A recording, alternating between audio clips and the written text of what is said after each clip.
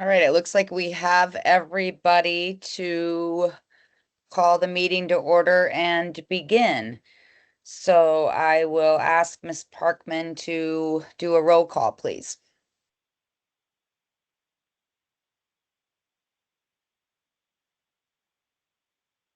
All right. For the record, my name is Karen Parkman. I'm the program coordinator for the Oregon Racing Commission, and we are meeting today for the medication and health horse safety meeting.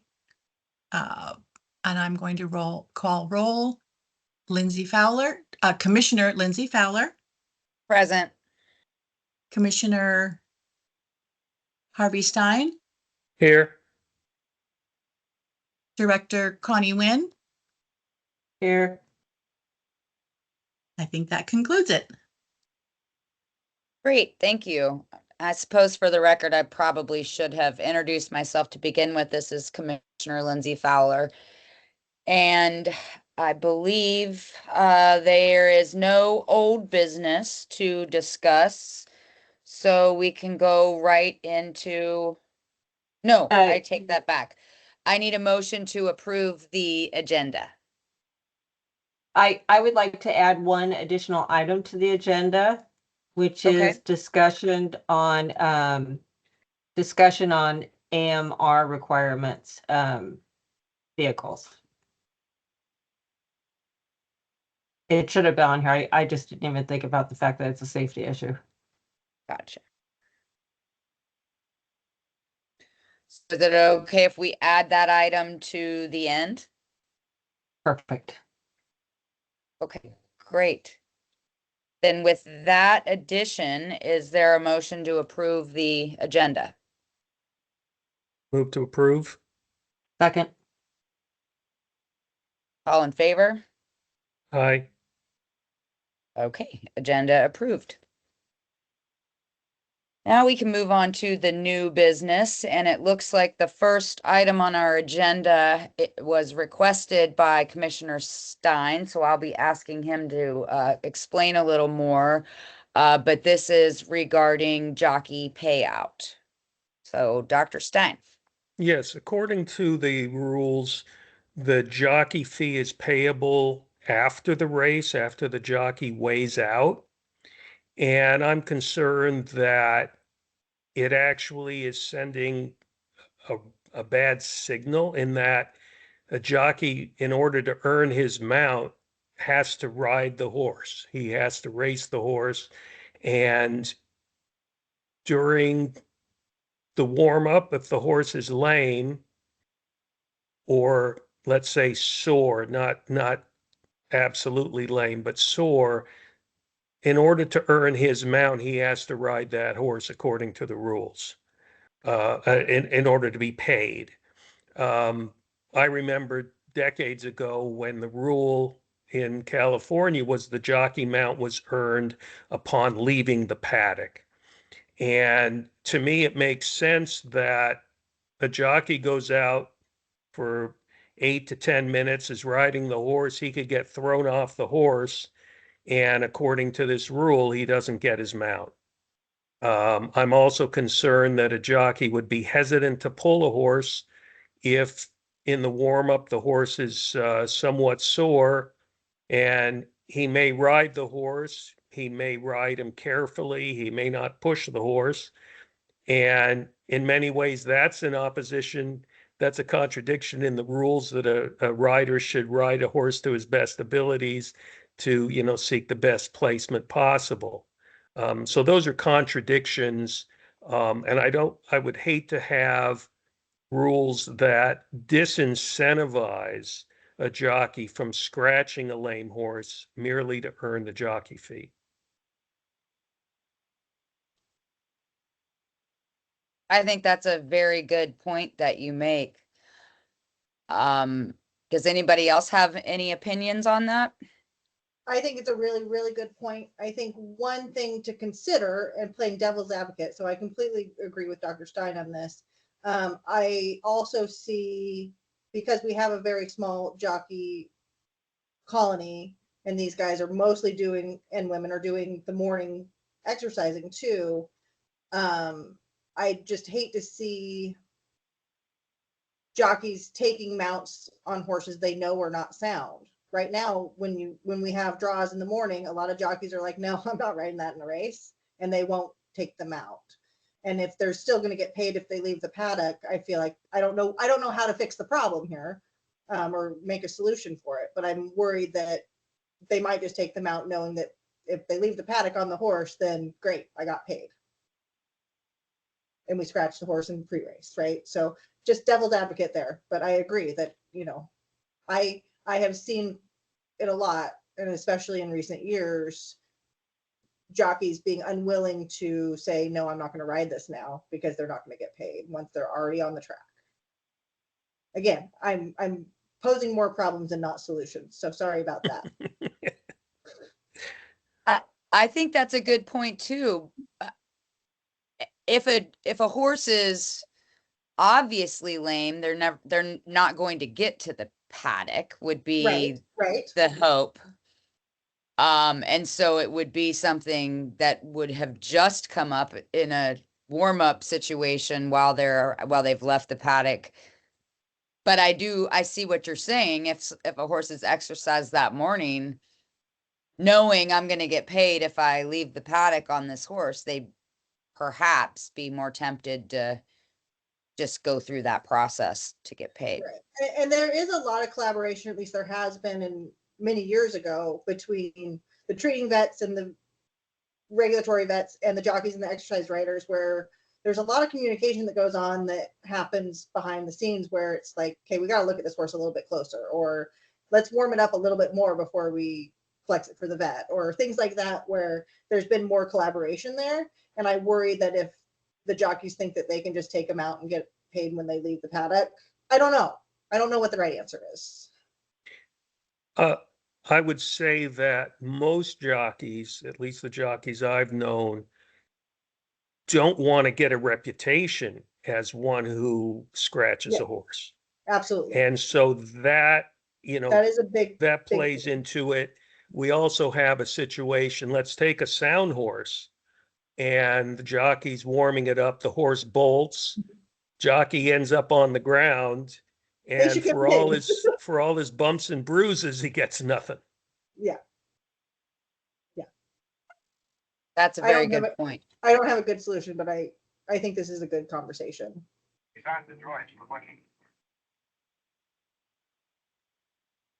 I'm sorry, did someone else say something? Other public comments? So Mike's not on here, I'm guessing, our Stewart. No, Mike, unfortunately, his had a very serious family emergency this morning and isn't able to come. Well, I think this needs to be discussed with the stewards more than anybody else. Because they're the ones that are enforcing these rules, and they're the ones that are seeing the ins and outs of what's happening with jockeys and not getting paid or getting paid or paying double jock mount or whatever it is. That's my opinion.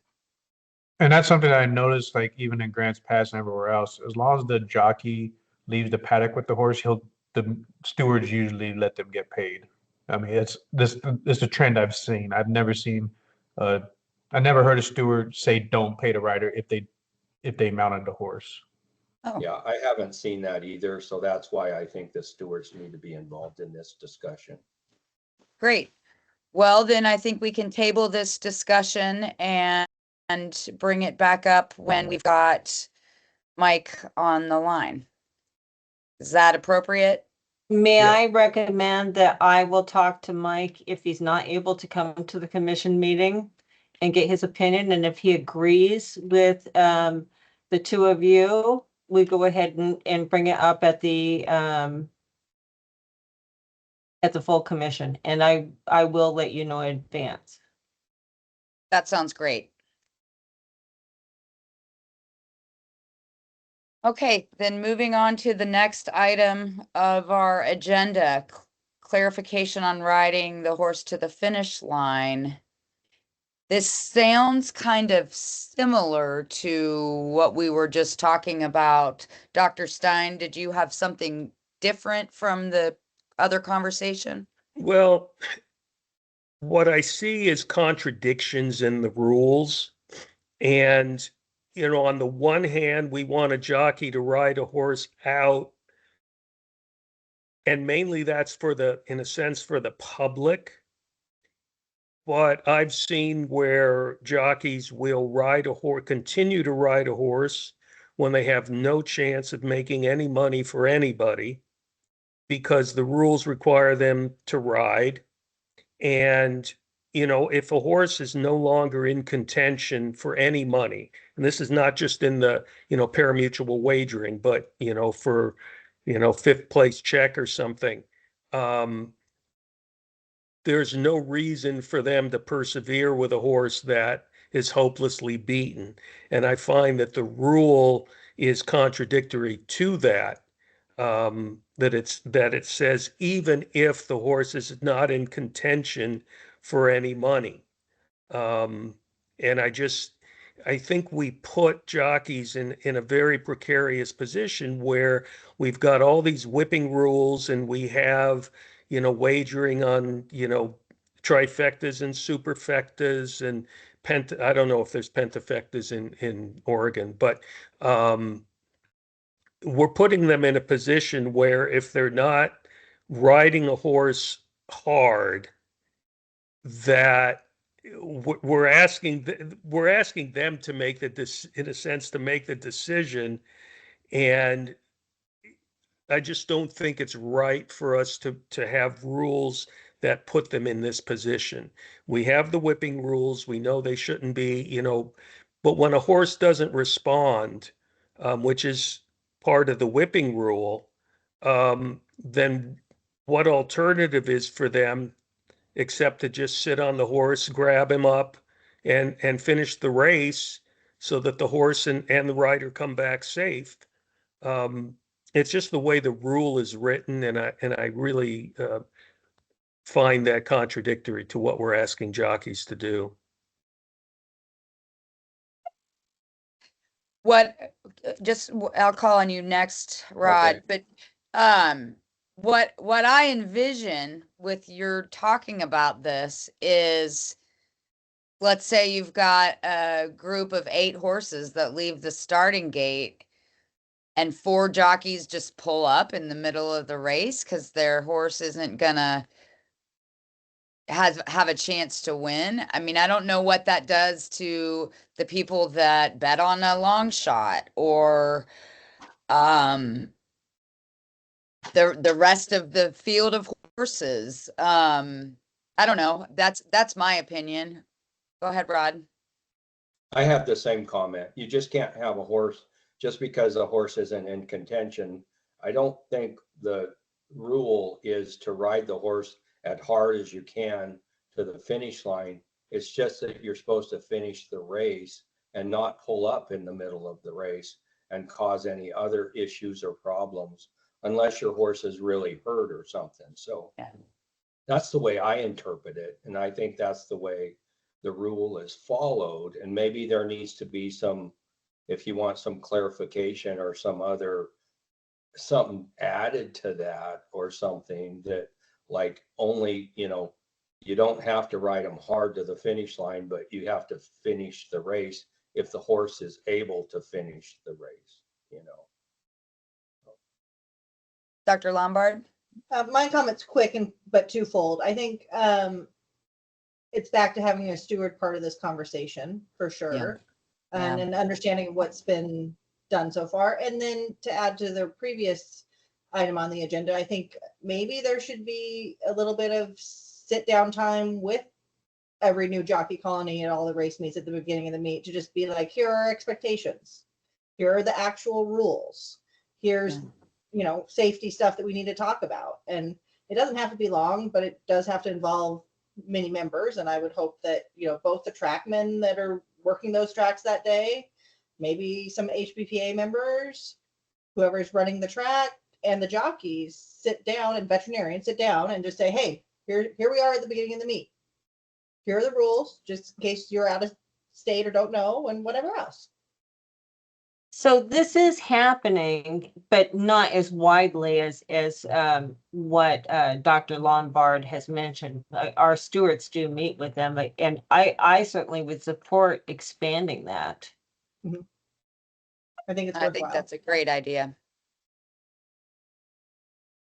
All right, any other comment on the ride the horse to the finish line topic? Okay, then moving on to number 4 on our agenda, the protocol for removing horses from the vet list. I'm going to ask Commissioner Stein. I think it was your suggestion to put this on the agenda, so I'm going to ask your thoughts to begin with. Well, in looking at the rules and regs, we don't seem to have any protocol listed for the trainers to know. And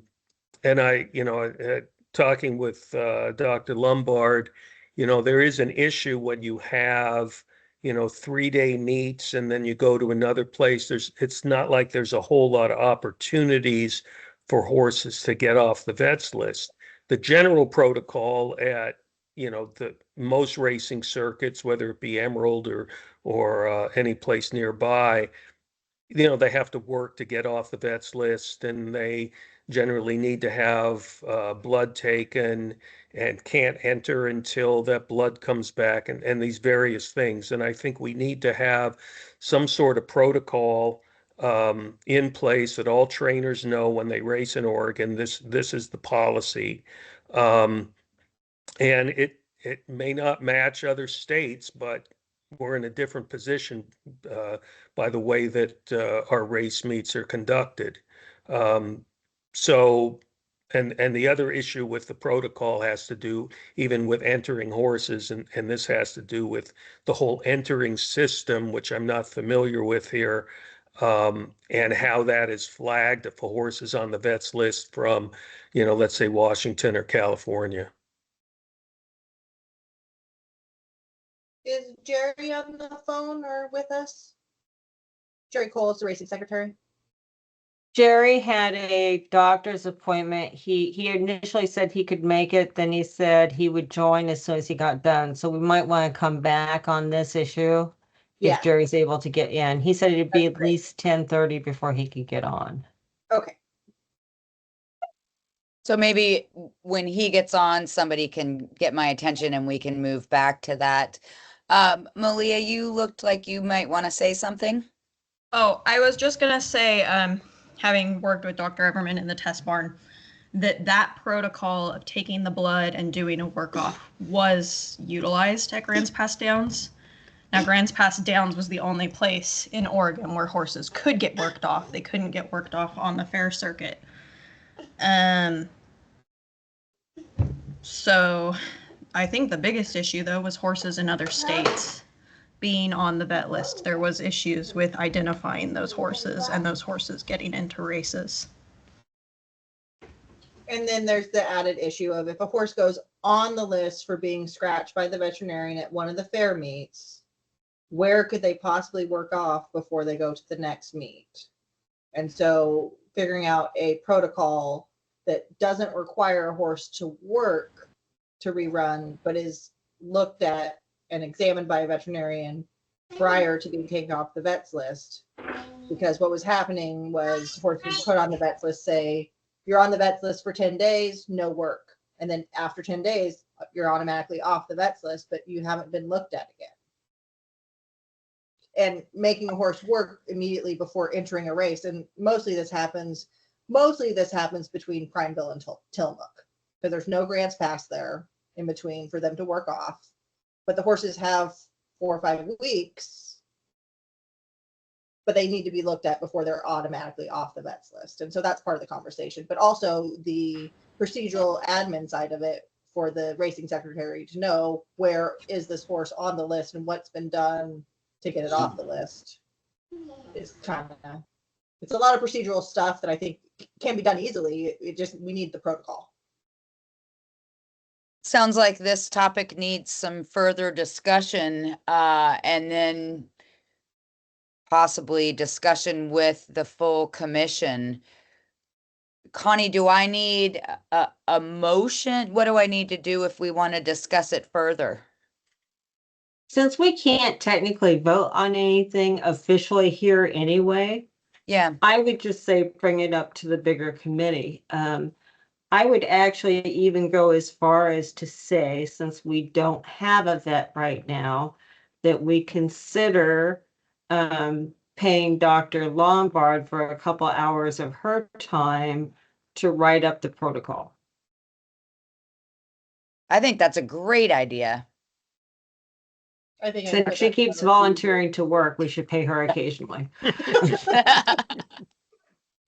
If you're willing to do that, Dr. Lombard, I think it's great. I would But be first, we happy- bring it up to the full be commission happy to- and get, Yeah, take anybody else's help who wants to participate. Rod?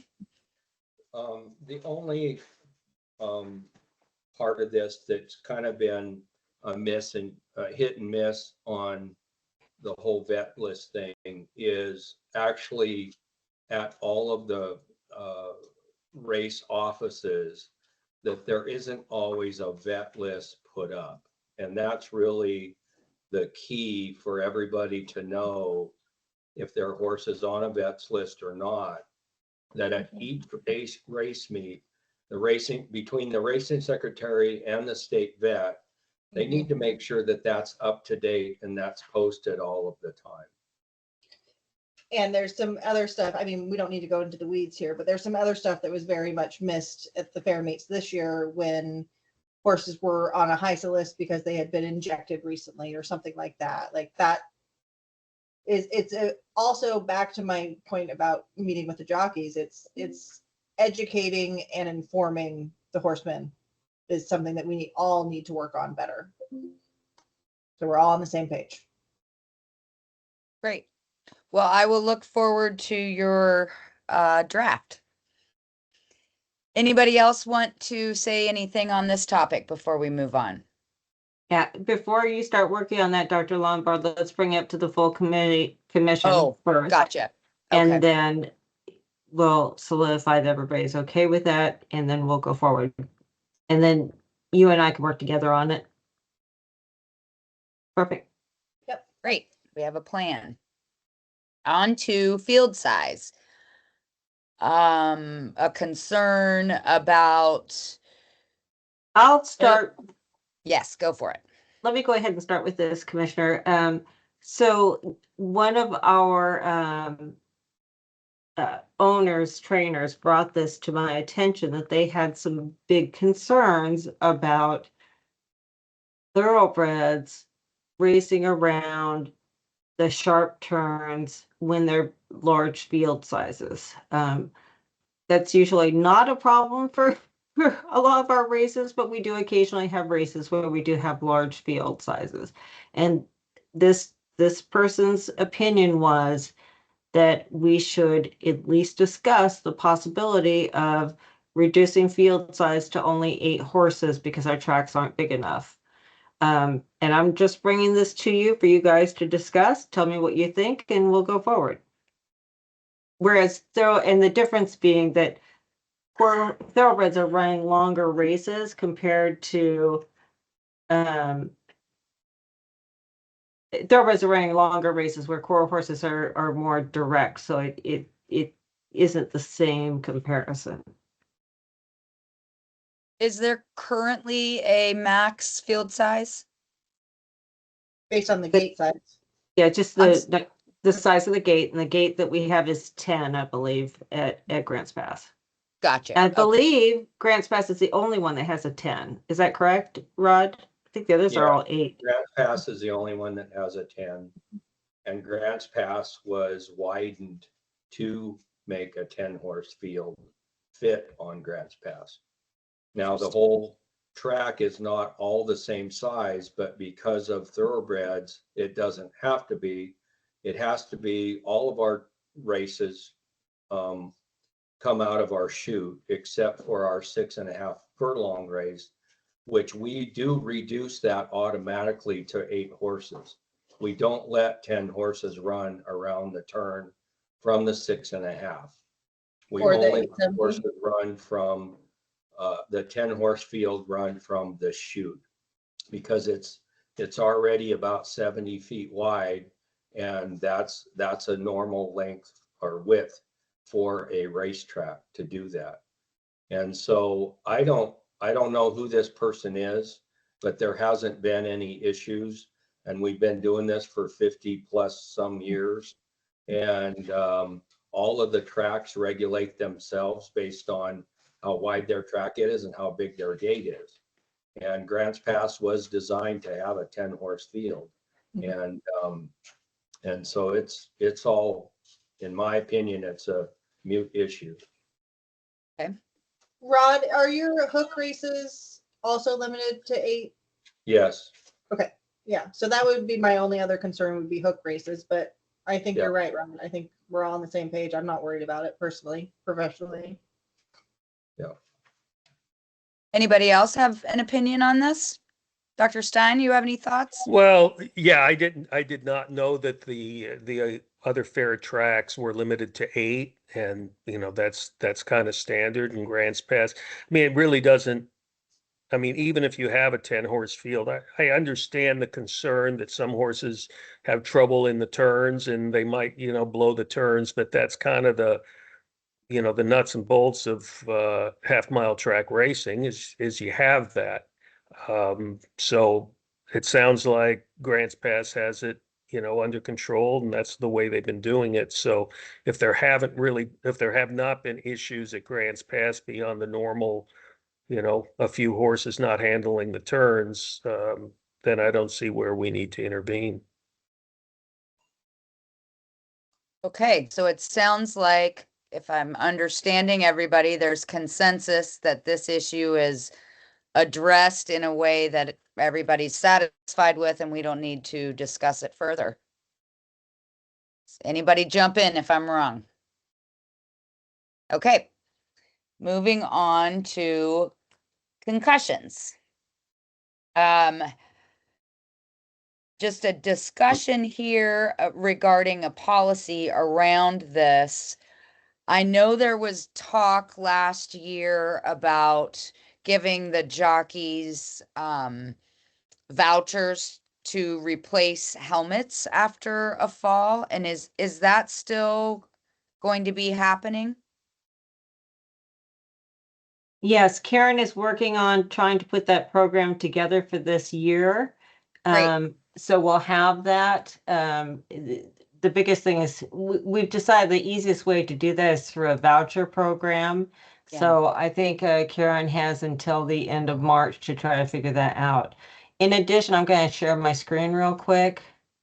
I've kind of talked to you a little about Head Check before. It's a system that is actually relatively affordable, that requires all the jockeys to log into a system and answer some questions and see a medical provider to make sure that they meet certain test results. It's not a doctor that they meet with, it's more like a trainer. Head Check actually has these individuals that they can use if we didn't want to bring in our own, and based on our limited availability of staff and such, I would think that we would actually provide the individuals to do this with them. The good news is if they go someplace like Seattle First, they would have already gone through the Head Check, so it would be a small number of jockeys that would actually have to go through it again.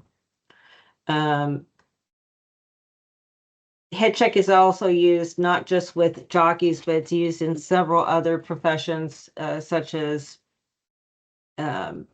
football, for example. So if the idea is to be able to track a jockey if they've had several concussions, or if they just had a concussion and they're not supposed to be running or riding, to make sure that we know about it and that there's a record that follows them from one track to another.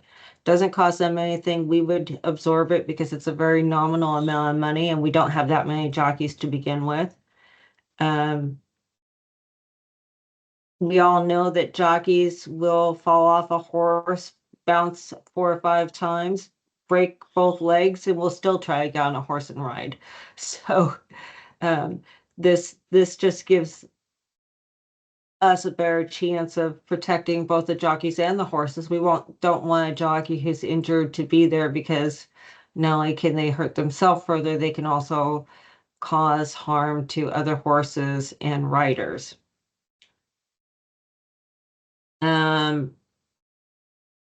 So what they do is they would customize their protocol for us. They would train us on how to use it. Data does have to be entered in every time a jockey is injured.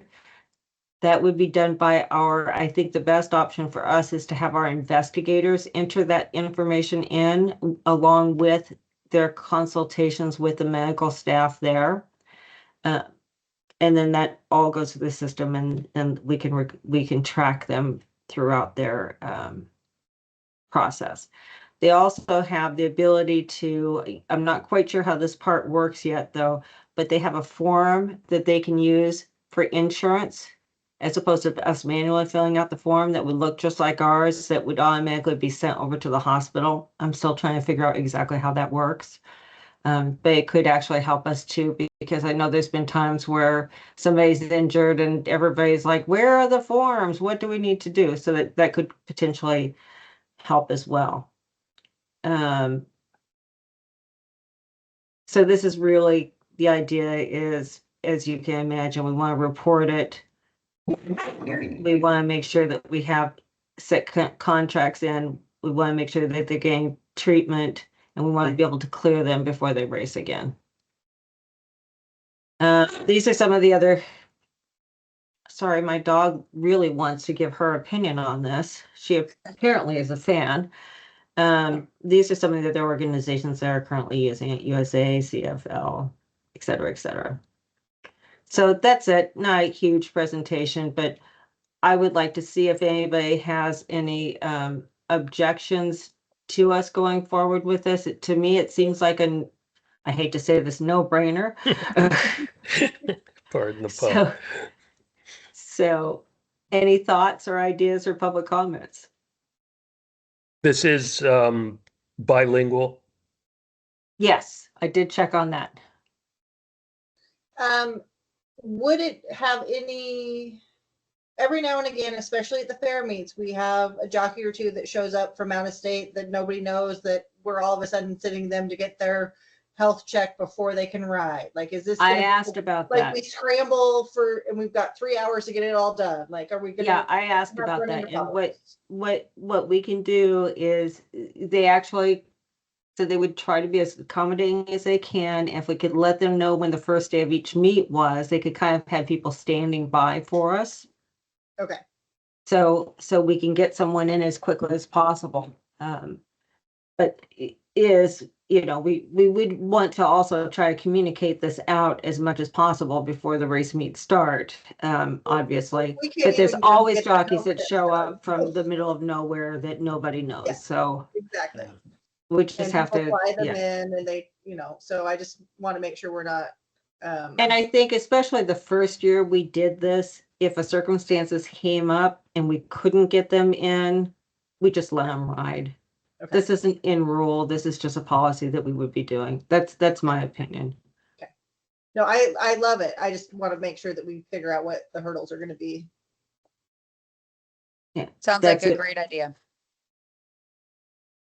Any other thoughts or ideas on that?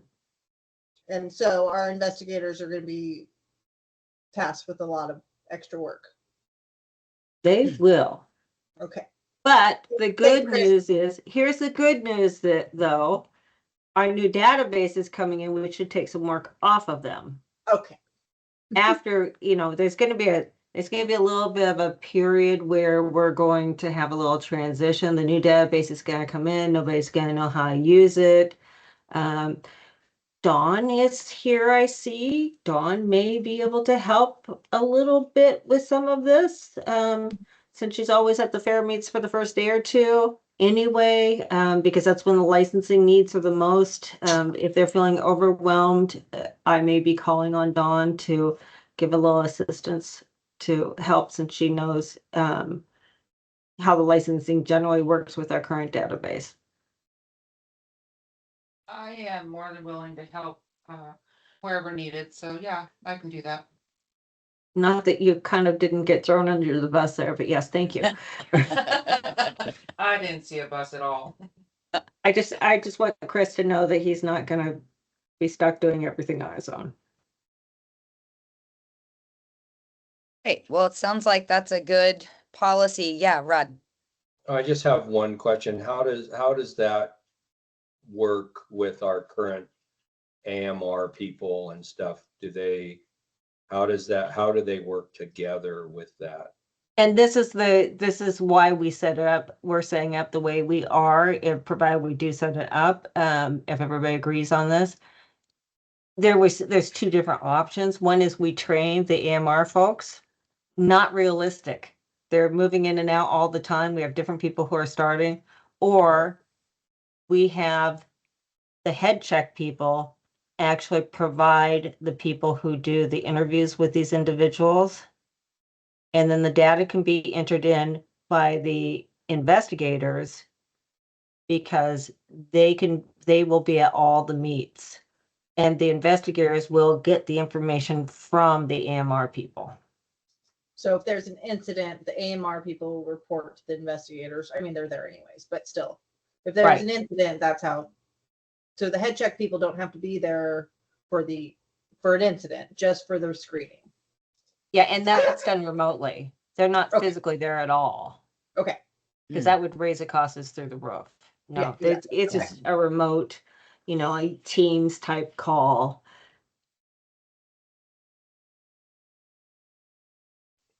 Okay, thank you. Good question. I had those too. All right, any further discussion on that? Seeing nobody raise a hand, we move on to the length of a nasogastric tube. As I understand it, currently the tube can be no longer than 6 inches.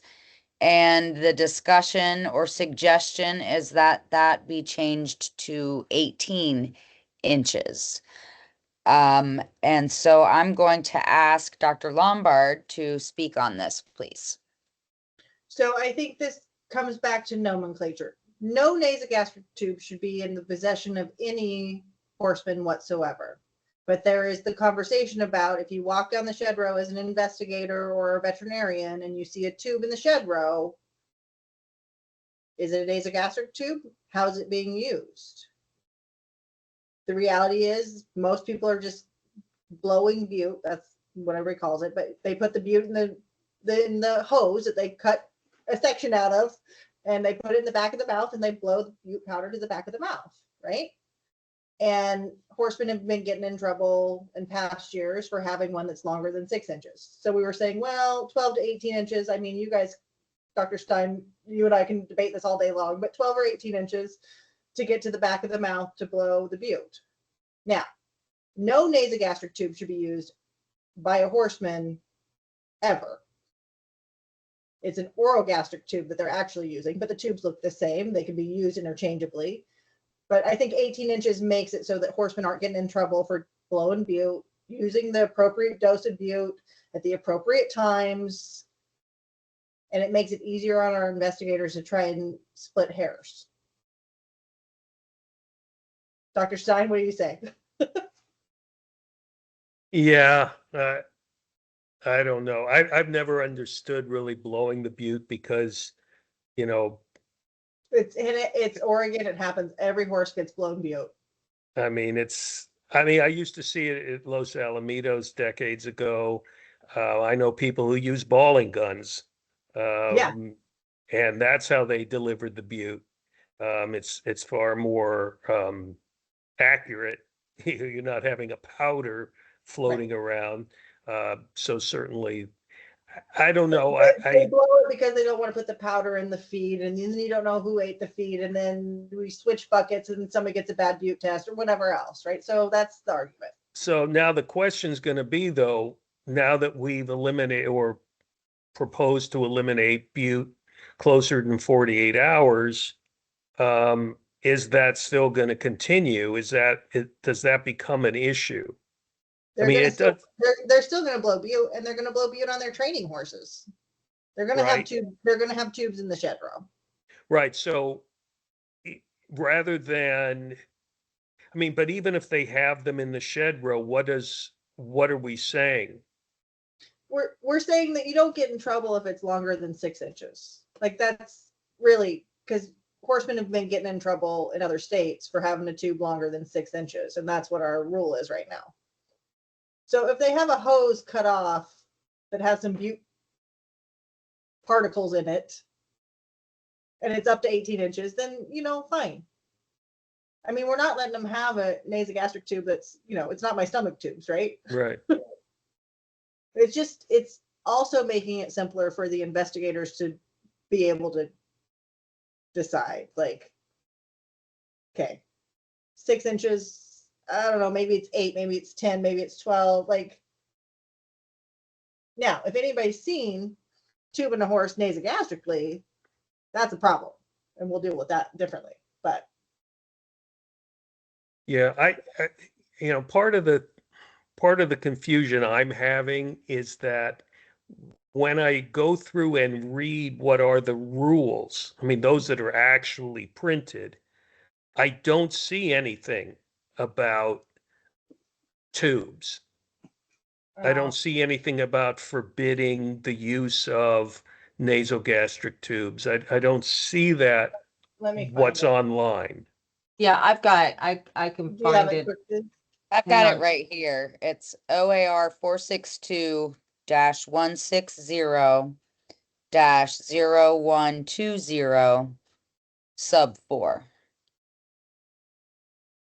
And that reads, The use of a nasogastric tube, parentheses, a tube longer than 6 inches, for the administration of any substance within 24 hours prior to the original post time of the race in which the horses entered, is prohibited without the prior permission of a commissioned veterinarian. So I propose that we make that 18 inches, and then because we're changing the butte rules, the NSAID rules, to 48 hours. So it's a simple line item change to the rule. Well, it needs to be 48 hours regardless if we change the length of the, Yeah, we're gonna have Two. to change it no matter Right. what. Right. Anybody else have any opinions on this? Chris, you got your tape measure out? I'm still, I mean, I haven't seen a tube yet since I've been there. So, in the possession of a horseman. So, and even if I did, I'd still call the vet over and figure out what's going on. So, Well, we need to do some more training days. yes, definitely. So it sounds like this rule needs to be changed no matter what, to change the 24-hour to 48-hour. Correct. So that needs to be discussed with the commission. Perhaps we take the gastric tube length issue up with the full commission as well.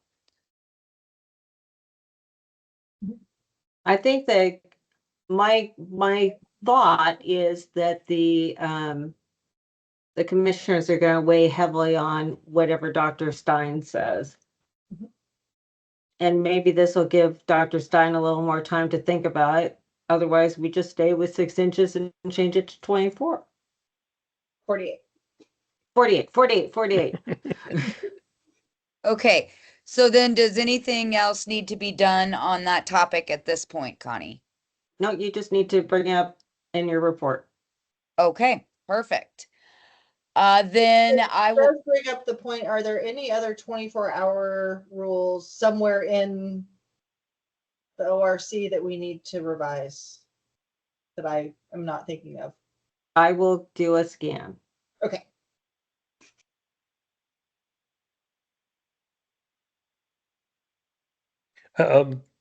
While we're sort of on the topic of 24 hours and 48 hours, the no butte, and I think that included other non-steroidals. Did we change, or could we change, or are we in the process of changing what is considered an overage on the post-race testing? And the reason I ask that, if we're still using the threshold for 24 hours, there would be no way of proving Unless that we test somebody gave butte 24 hours. I mean, if you're still using that threshold, they could give it 36 hours, not go over the threshold, and still be in violation of the rule. So Right. I was concerned that we haven't gotten any guidelines on. We had initially provided guidelines on that when we were discussing this last year.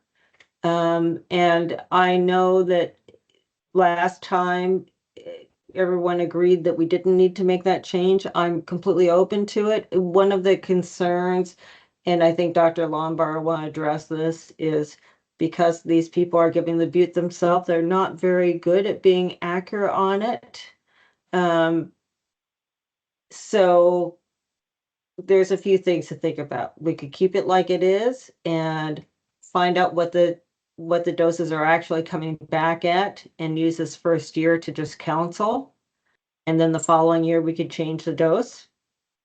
And I think that's kind of where we were talking. Like, let's not change the thresholds this year, but let's hopefully somebody can be oversight on what our numbers are coming back as and compare them to previous years and see if people are really following rules better, or are they pushing the rules? Are they giving 3 grams at 48 hours, right? Like, let's figure out the first year. And there's a lot of, back to my educating horsemen and women, is like, we had so many overages at Tillamook the year before last, and the big change was that our post times got moved up and everybody was still just giving their butte at night, and then they were running at noon. So there's so much education that needs to happen here, and I think the more information we can take to the horsemen, if we move it out to 48 hours, we feel better about our pre-race exams being not, I hate to use the word tainted, but not, masked by our NSAIDs. Look at our values, see if horsemen are making changes. God forbid we go talk to the horsemen and see what they're really doing, right? Oh, I've been given 4 grams a day every day until 48 hours, and then I gave 3 grams because you said 48 hours, right? Like, or did they really change their protocol? And then look at our butte levels and see what we've got. I mean, I say butte, but it's mostly butte. It's all NSAIDs. I think also we need to consult with the laboratory and other racing commissions on what they're finding, because there are a lot of, There's data I mean, I there. know, most states now, because of HISA, have gone to the, 48 hours. And so we've already got kind of a laboratory out there, a real-time laboratory on what the levels are and what they consider the decision level at these laboratories.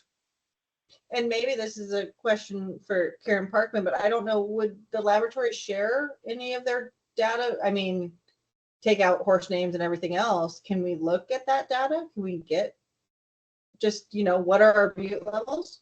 I can tell you the numbers that we provided last year on our recommendations came from the lab. Okay. But I'm wondering if there's not a huge data set somewhere that we could sort through.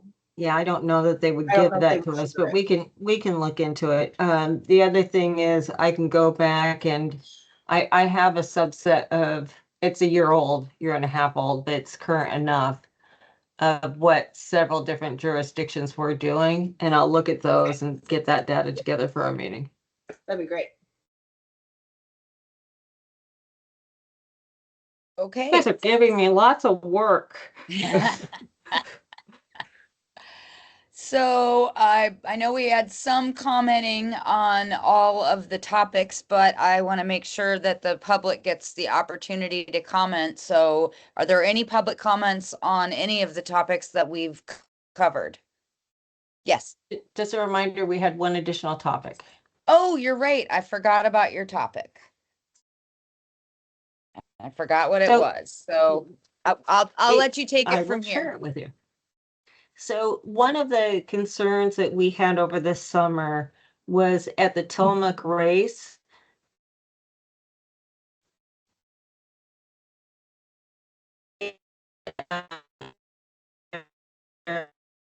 Oh, you froze. Outside the track, We can't understand you. and that's in our rule already. Can you But start the other over? piece that's not in our rule is that we don't currently have a requirement that we have officials in the paddock. Now, in almost all of ours, they automatically go to the paddock, medical officials, but it's not actually a requirement in rule. So what we want to do is add a requirement that there is always some AMR people at the paddock when the horses are in the paddock. Because we've had some cases, and we had a couple last year where somebody got hurt in the paddock and we had to go and find the AMR people and get them back in there because they weren't already there. And again, that's not the commercial rate, it's just at one of the fair meets where we found that to be a problem. We thought that might be a good change to the rule. I think we got the gist, but the beginning of what you said, Connie, was really garbled. Okay, let me Um, start over. Okay, thank you. I just to make it easy, we want to make sure that there are medical professionals in the paddock when the horses are there to make sure that we have medical staff there in case somebody gets hurt, because that's a dangerous area. And that's not currently in rule, and we'd like to change that. I think that sounds like a great idea. Anyone disagree or want to make a comment about that? Dr. Lombard? My comment would be, I would also like it to be in rule that one of the state veterinarians is in the paddock anytime a horse is in there. I agree. Absolutely, absolutely. Not in, but monitoring. Monitoring, yes. State vet, yes, I do too. Thank you. That's just an assumed to me, but I know Well, where you're it going. is assumed, but it doesn't always happen, and that's why I'd like it to I be. know. Yes. That's a good idea. Anything else? So then what do we need to do to move that forward, Connie? Take that to the commission?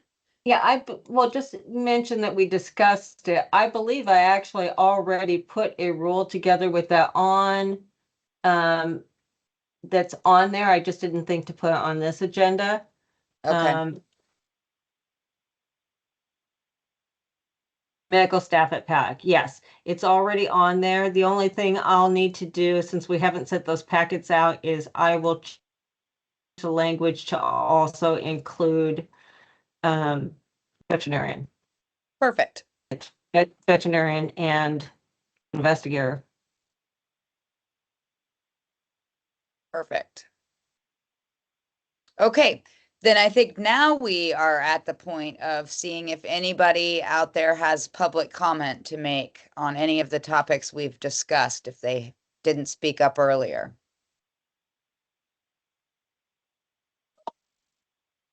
I can't see everybody's face, so if you want to make a comment, speak up, because I'm not seeing anybody that wants to. All right, then I guess at this point, I need a motion to adjourn the meeting. But before we adjourn, can I ask Connie, the laboratory, if that issue's been hammered out?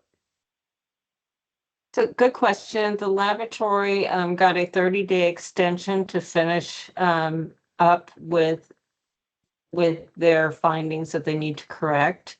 And Karen and I are also working on trying to get the Berkeley, UC Davis as a backup, so we can use them as well, Right. regardless of what happens to the other one. Okay. Do you need a motion to adjourn? I believe I do. I move we adjourn. I'll second that. Yep, we're good. Thank you. Great. Thanks, everybody. Thank you. Goodbye. Goodbye.